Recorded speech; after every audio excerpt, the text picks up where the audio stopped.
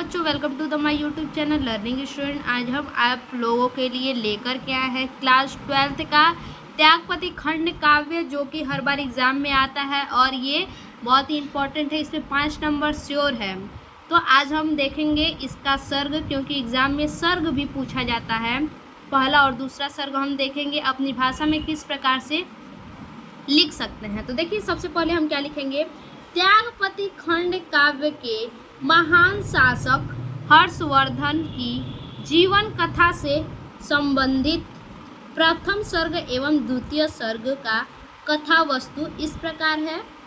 प्रसिद्ध साहित्यकार रामेश्वर शुक्ल अंचल द्वारा रचित त्यागपति खंड काव्य ऐतिहासिक काव्य है। अब इसके बाद लिखेंगे क्या, प्रथम सर्ग। देखिए, हेडिंग डालेंगे प्रथम सर्ग। प्रथम सर्ग में देखिए क्या होता है। राजकुमार हर्षवर्धन वन में शिकार खेलने में व्यस्त थे। राजकुमार हर्षवर्धन जो थे वो क्या थे, शिकार खेलने में व्यस्त थे और वो क्या थे, अपने भाई बहन में सबसे छोटे थे। तभी उन्हें उनके पिता ने रोगग्रस्त होने का समाचार मिला।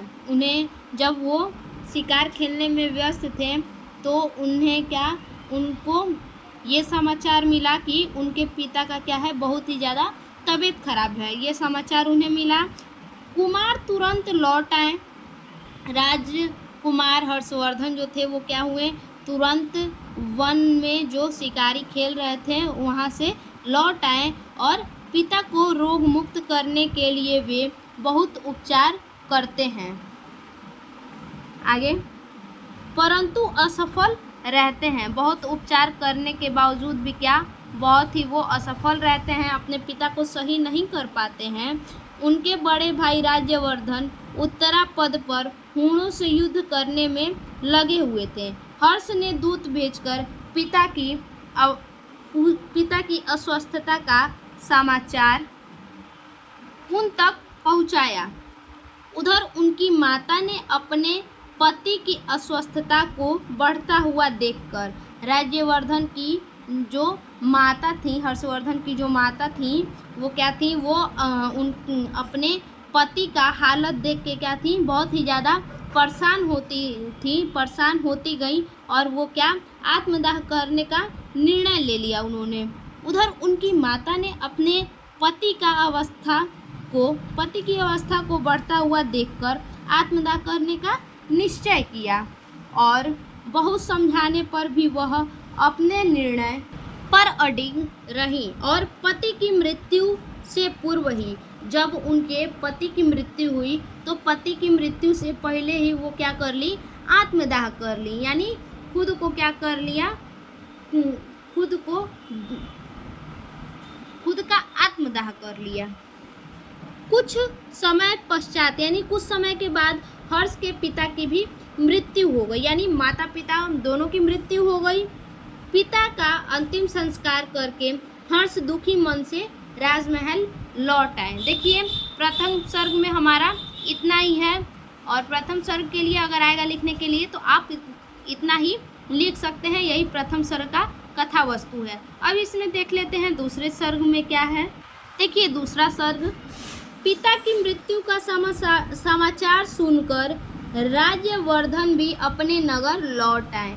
जब पिता का मृत्यु का समाचार सुने और तब तक उनके पिता का क्या हुआ था, दाह संस्कार, यानी सब संस्कार हो चुके थे, तब वो वापस लौट करके अपने महल में आए, नगर में आए। माता पिता की मृत्यु से व्याकुल होकर, कौन व्याकुल होकर, राज्यवर्धन। माता पिता की मृत्यु से व्याकुल होकर उन्होंने वैराग्य होने का निश्चय किया, परंतु तभी उन्हें समाचार मिलता है कि मालोराज ने उनकी छोटी बहन राज्यश्री को बंदी बना लिया है। देखिए, जब जो राज्यवर्धन है वैराग्य होने का निश्चय लेते हैं, तभी क्या होता है कि उन्हें समाचार मिलता है उनकी बहन के बारे में। क्या समाचार मिलता है कि मालोराज जो है, उनकी छोटी बहन राज्यश्री, मालोराज जो है उनकी छोटी बहन जो राज्यश्री हैं उनको बंदी बना लिया है और उनकी बहन का जो पति है, उनका बहनोई जो है वो क्या है, उसकी मृत्यु कर दी है। और उनके पति ग्रहवर्मन, उनके पति का क्या नाम रहता है? ग्रहवर्मन, ग्रहवर्मन को मार डाला है। यह सुनकर राज्यवर्धन सब कुछ भूल गए। इन सब बातों को सुनकर राज्यवर्धन जो है वैराग्य होने का जो निश्चय करते हैं, इन सभी बातों को भूल जाते हैं, वैराग्य होने की बातों को भूल जाते हैं और भूलकर मालव राज को परास्त करने चल पड़ते हैं। वह गौड़ नरेश को हरा देते हैं, जाते अपनी बहन को बचाने और गौड़ नरेश को हरा देते हैं। पर गौड़ नरेश धोखे से क्या करता है?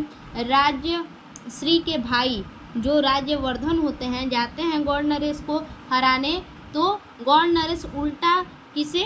राज्यवर्धन को ही धोखे से उनकी हत्या करवा देता है रास्ते में ही। जब यह समाचार हर्षवर्धन को ज्ञात होता है, जब ये समाचार हर्षवर्धन को मिलता है कि उनके बड़े भाई राज्यवर्धन की भी मृत्यु हो गई है, धोखे से उन्हें मार दिया गया है गौड़ नरेश सेना के द्वारा, तो देखिए आगे क्या करते हैं। तो वह विशाल सेना लेकर गौड़ नरेश से युद्ध करने के लिए चल पड़ते हैं। जब जानते हैं कि उनकी भाई की मृत्यु हो गई गौड़ नरेश के द्वारा, तो अपनी सेना को लेके युद्ध करने चल पड़ते हैं। परंतु तभी सेनापति से अपनी बहन के वन में जाने का समाचार मिलता है कि उनकी बहन कहाँ है? वन में जा रही हैं, जिसे सुनकर वह अपनी बहन को खोजने चल पड़ते हैं। वहाँ एक बिच्छू द्वारा उन्हें राज्यश्री के आत्मदाह करने की बात पता चलती है। एक बिच्छू के द्वारा क्या हर्षवर्धन को समाचार मिलता है कि उनकी बहन जो है राज्यश्री वन में क्या करने जा रही हैं? आत्मदाह करने जा रही हैं। ये बात जब हर्षवर्धन को पता चलता है तो शीघ्र ही वह पहुंचकर कहाँ? राज्यश्री के पास वन में पहुंचकर अपनी बहन को खोजते हैं, उनके पास पहुंचते हैं और वहां अपनी बहन को ऐसा करने से रोक लेते हैं और कन्नौज अपनी बहन को लेकर के लौट आते हैं। तो पहला और द्वितीय सर्ग में यही इतना है।